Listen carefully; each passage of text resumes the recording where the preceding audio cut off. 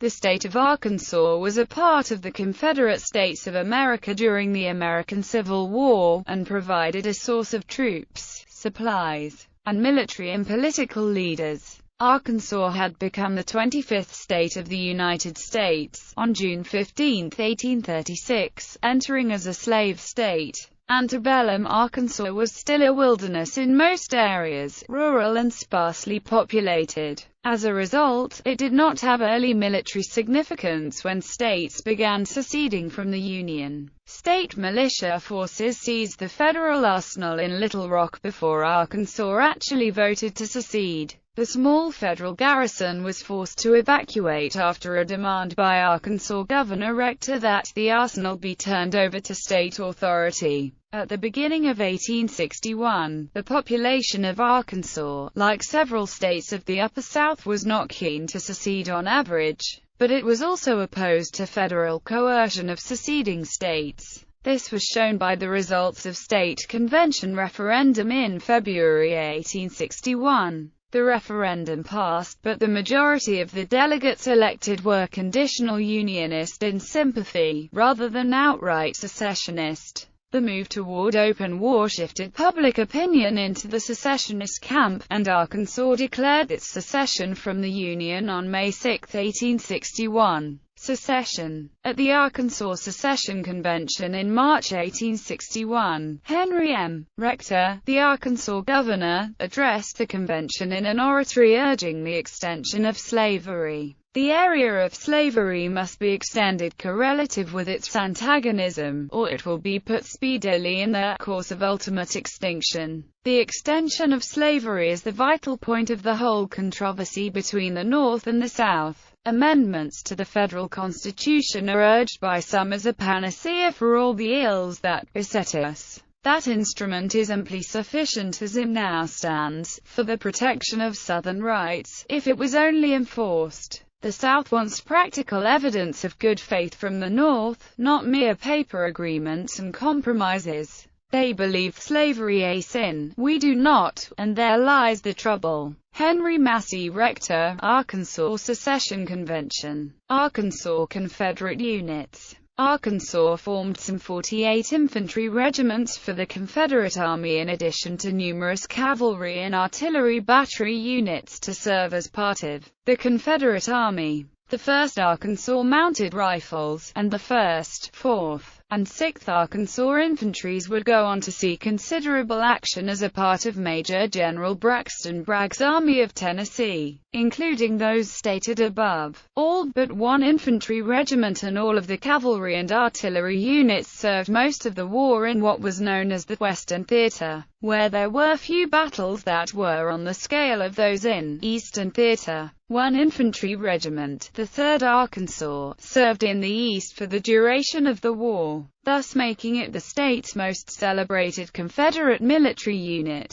Attached to General Robert E. Lee's Army of Northern Virginia, the 3rd Arkansas would take part in almost every major Eastern battle, including the Battle of Seven Pines, 7 Days Battle, Battle of Harper's Ferry, Battle of Antietam, Battle of Fredericksburg, Battle of Gettysburg, Battle of Chickamauga, Battle of the Wilderness, and the Appomattox Campaign. Though it was with the Confederacy that Arkansas sided as a state, not all Arkansans supported the Confederate cause. Beginning with the fall of Little Rock to Union forces in 1863, Arkansans supporting the Union formed some 11 infantry regiments, 4 cavalry regiments, and 2 artillery batteries to serve in the Union Army. None of those saw any heavy combat actions, and few took part in any major battles. They served mostly as anti-guerrilla forces, patrolling areas that had heavy Confederate guerrilla activity. Another significant event brought on by the fall of Little Rock was the relocation of the state capital. Initially, state government officials moved the capital offices to Arkadelphia, Arkansas, but it remained there for only a short time, being moved deeper into Confederate-occupied territory, in Washington, Arkansas, where it would remain for the rest of the war. By the end of the war, many of the Arkansas regiments were serving with Bragg's Army of Tennessee, and most were with that army when it surrendered on April 26, 1865, in Greensboro, North Carolina. Noted Arkansas commanders. Arkansans of note during the Civil War include Confederate Major General Patrick Cleburne, considered by many to be one of the most brilliant Confederate division commanders of the war. Cleburne is often referred to as the Stonewall of the West. Also of note is Maj. Gen. Thomas C. Hindman, a former United States representative, who commanded Confederate forces at the Battle of Cane Hill and Battle of Prairie Grove.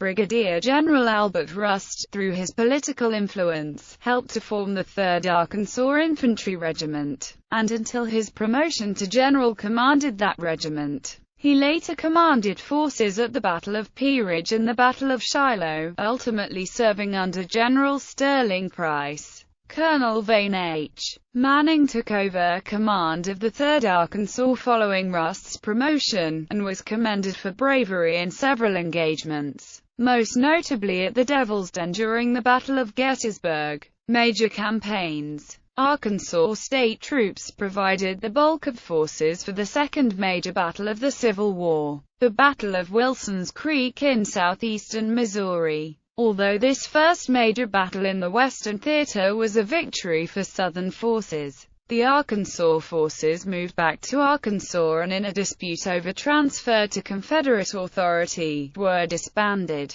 Remaining Confederate forces in Arkansas were transferred east of the Mississippi River in the fall of 1861, and spent the remainder of the war serving in that theater. General Earl Van Dorn was dispatched to Arkansas early in 1862 to build a new force. General Van Dorn led his new Army of the Frontier into the Battle of Pea Ridge in late February 1862. This battle was a defeat for Southern forces and led to the loss of northwest Arkansas. Immediately following the Battle of Pea Ridge, General Van Dorn transferred his forces east of the Mississippi River in an attempt to support Confederate forces in what would become the Battle of Shiloh. Although General Van Dorn's force arrived too late to participate in the battle, they remained east of the Mississippi River for the remainder of the war. In April 1862, when General Van Dorn left the state, Brigadier General Roane refused to go with Van Dorn because Roane believed that Arkansas troops should be left to defend their state.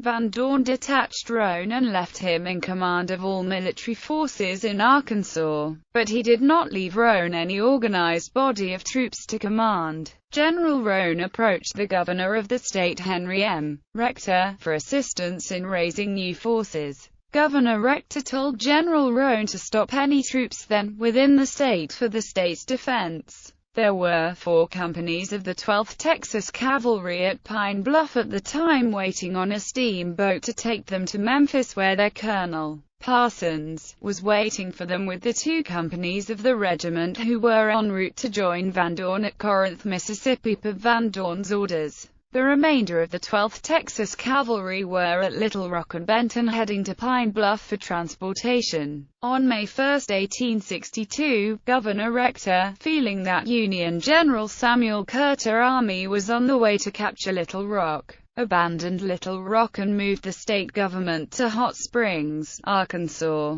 So for the first 3 weeks of May 1862, there was no military or state government at Little Rock. General Roane went to Pine Bluff and enlisted the help of Major General James Yell, commander of the Arkansas State Militia, and began recruiting for a new Army of the Southwest in the Department of Arkansas. General Yell was a state's defense first advocate and lent his power to aiding Roane along with Arkansas Confederate State Senator Colonel Robert Johnson, also of Pine Bluff. These 3 men were the backbone of the newly reconstituting Army of the Trans-Mississippi Department. The companies, which eventually became the 26th Arkansas Infantry Regiment, had started the recruiting process before General Van Dorn left the state, and had just been organized when General Roane moved his headquarters to Pine Bluff from Little Rock. Governor Richter in the meantime sent dispatches to President Jefferson Davis threatening to secede from the Confederacy unless he sent some sort of support, which Davis did in the form of the CSS Pontchartrain and CSS Maurepas. The state government did not return to Little Rock until the Pontchartrain arrived, and a week later Gen. Thomas C. Hindman arrived to take command from Roane, and ordered all troops at Pine Bluff to Little Rock. General Hindman was dispatched to take command of what had been designated as the Confederate Department of the Trans-Mississippi. Through rigorous enforcement of new Confederate conscription laws, Hindman was able to raise a new army in Arkansas. Union forces threatened the state capital of Little Rock in the summer of 1862, but settled for occupying the city of Helena and turning it into a major logistical hub. General Hindman sent numerous requests for arms back across the Mississippi River. Many weapons were transferred to the Trans-Mississippi District from Vicksburg in what became known as the Fair Play Affair. A shipment of 11,000 arms arrived at Pine Bluff from Vicksburg by way of Monroe, Louisiana, out of a shipment of 18,000 that were originally sent. 5,000 of those 18,000 were captured on the steamer Fair Play by the Union, and 2,500 of them went to General Richard Taylor's army in Louisiana. These weapons had come from the arsenal of Eastern Confederate states that had been returned to the state arsenals as the Confederates had re-equipped themselves with the better captured Union arms. These guns were the cast-offs and unusable weapons from the various state armories which had been returned to those armories after the Confederate armies east of the Mississippi had been re-equipped from their battlefield quartermaster of 7 days, 2nd Manassas and Harper Ferry. General Hindman's aggressive tactics caused complaints that he was ruling by martial law, which led the Confederate government to dispatch General Holmes to assume command of the new Department of the Trans-Mississippi. General Hindman was retained in command of the 1st Corps of the Army of the Trans-Mississippi. Hindman led this new force, composed largely of conscripts, in an attempt to clear northwest Arkansas of Union forces. The offensive ended in defeat of the Battle of Prairie Grove in northwest Arkansas in December 7, 1862. When the Emancipation Proclamation went into effect on January 1, 1863, Union forces were in occupation of northwestern Arkansas. Local Union commanders, who had been aggressively enforcing the Confiscation Act to grant freedom to slaves of rebel owners, put the proclamation into effect immediately, freeing many slaves in the area. General Hindman was transferred east of the Mississippi to the Army of the Tennessee, leaving General Holmes and General Price in command in Arkansas. Holmes moved his army across the state and attacked the Union supply depot at Helena in an attempt to relieve federal pressure on Vicksburg, Mississippi. The Confederate attack was repulsed at the Battle of Helena on July 3, 1863. The Federals followed up this victory by moving against the state capital at Little Rock, which fell to the Union Army in early September 1863. Confederate forces retreated to southwestern Arkansas and a new Confederate state capital was established at Washington, Arkansas in Hempstead County. With the Union base at Helena now secured, Maj. Gen. Fred Steele decided it was time to seize the state capital at Little Rock. General Price, commanding District of Arkansas in place of General Holmes, opposed Steele's advance with his cavalry forces, while strengthening the northern approaches to the city. Clashes occurred at Brownsville, West Point, Harrison's Landing, Reed's Bridge, and Ashley's Mills. Steele ultimately outflanked Price's defensive preparations by crossing the Arkansas River and attacking from the south side of the river. Confederate forces opposed this attack at the Battle of Bayou Fourche, near the current Bill and Hillary Clinton International Airport. But ultimately General Price decided to abandon the city rather than risk being trapped in a siege operation. The next major action in Arkansas was the Camden Expedition. Maj. Gen. Frederick Steele and his Union troops stationed at Little Rock and Fort Smith were ordered to march to Shreveport, Louisiana. There, Steele was supposed to link up with a separate federal amphibious expedition which was advancing up the Red River Valley. The combined Union force was then to strike into Texas. But the two pinces never converged, and Steele's columns suffered terrible losses in a series of battles with Confederates led by Maj. Gen. Sterling Price and Gen. Edmund Kirby Smith at the Battle of Marks Mills, Battle of Poison Spring and the Battle of Jenkins Ferry. Ultimately, Union forces managed to escape back to Little Rock, where they basically remained for the duration of the war. The victory by Confederates in the Red River Campaign and its Arkansas segment, the Camden Expedition, opened a brief window of opportunity for Arkansas Confederates. Missouri General Joseph Shelby was dispatched to northeast Arkansas with his cavalry brigade and began recruiting. Throughout the summer of 1864, Confederate strength in northeast Arkansas steadily grew, with many men who had either deserted from their previous commands or become separated, returning to Confederate service. The last formation of new Confederate units occurred during this time with the formation of the 45th through the 48th Arkansas Mounted Infantry units. Several existing Arkansas units were converted to mounted infantry and dispatched to northeast Arkansas. Shelby was eventually able to seriously threaten vital Union lines of communication along the Arkansas River between Helena and Little Rock, and for a while it appeared that Confederates would mount a serious attempt to retake the capital in Little Rock. However, Confederate authorities in Richmond were pressuring General Kirby Smith to dispatch some of his infantry to reinforce Confederate armies east of the Mississippi. This caused an uproar with the Arkansas Confederate infantry units, and as a compromise, General Smith approved a plan by Major General Sterling Price to organize a large-scale raid into Missouri that would coincide with the November 1864 presidential elections. Many Arkansas troops participated in the last Confederate offensive operation in the Trans-Mississippi Department, when General Price led a large cavalry raid into Missouri in the fall of 1864. Following Price's defeat at the Battle of Westport on October 23, 1864, most of the Arkansas cavalry units returned to the state and were furloughed for the remainder of the war. When the war ended, the 3rd Arkansas Infantry Regiment surrendered with Lee's Army of Northern Virginia at Appomattox, Virginia on April 9, 1865. The remnants of Major General Patrick Cleburne's division of Arkansas troops surrendered with the Army of Tennessee at Bennett Place near Durham Station, North Carolina on April 26, 1865.